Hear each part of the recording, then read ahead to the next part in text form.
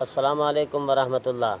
آج میں آپ لوگوں کو حضور صلی اللہ علیہ وسلم کے بیٹے بیٹیاں نواسے نواسیوں کے بارے میں بتاؤں گا کہ آپ کے کتنے بیٹے کیا کیا نام ہے، بیٹیاں کتنی ہیں کیا کیا نام ہے، نواسے کتنے ہیں کیا کیا نام ہے، نواسیاں کتنی ہیں کیا کیا نام ہے۔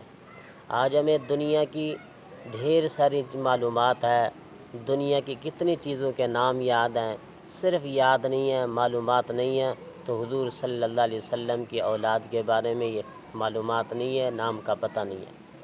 سب سے پہلے حضور صلی اللہ علیہ وسلم کے 3 بیٹے عبداللہ، ابراہیم، قاسم، 4 بیٹی ہیں حضرت زینب رضی اللہ تعالیٰ عنہ، حضرت رقیہ رضی اللہ تعالیٰ عنہ، حضرت ام کلثوم رضی اللہ تعالیٰ عنہ، حضرت فاطمۃ الزہرا رضی اللہ تعالیٰ عنہ۔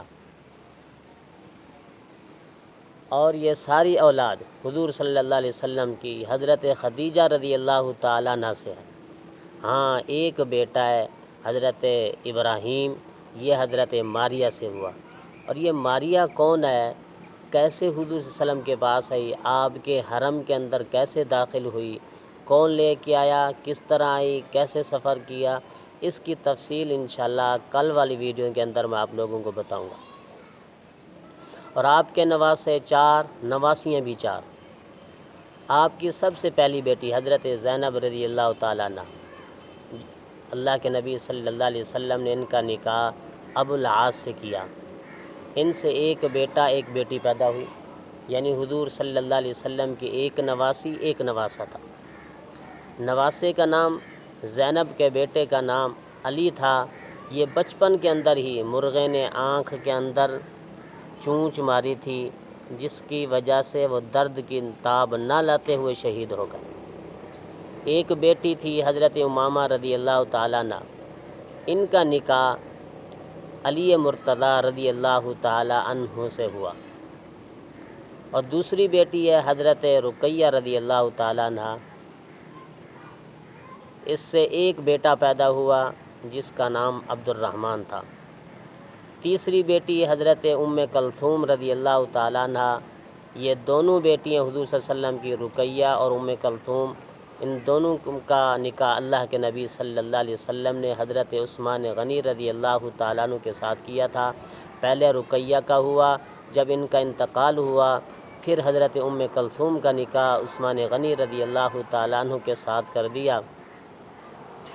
اور تیسری بیٹی حضرت ام کلثوم، اس سے کوئی اولاد نہیں ہوئی۔